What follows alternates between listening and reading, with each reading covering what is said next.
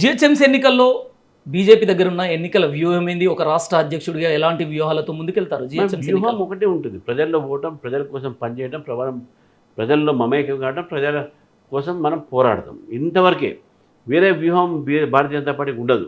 మేము ఈరోజు ఒక జిహెచ్ఎంసీ మొన్నటి వరకు మజ్లిస్ చేతిలో ఉన్నది. మీరు ఏది కాదన్నా అవునన్నా కాంగ్రెస్ పార్టీ మేయర్ ఉన్నా, బీఆర్ఎస్ మేయర్ ఉన్నా వాళ్ళు Majlis party SIT and SIT, stand and stand.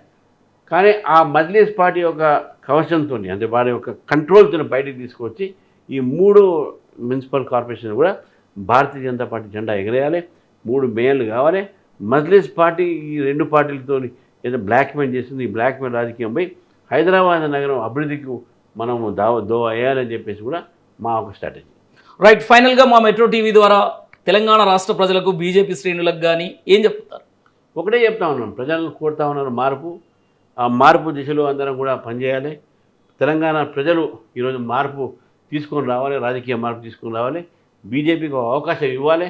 BJP అవకాశం వస్తుందని చెప్పి నేను భావిస్తూ ఉన్నాను. కాబట్టి కార్యకర్తలు కూడా చెప్తున్నాను, గట్టిగా పనిచేయండి, తప్పకుండా మనం అధికారంలో వస్తాం. రైట్.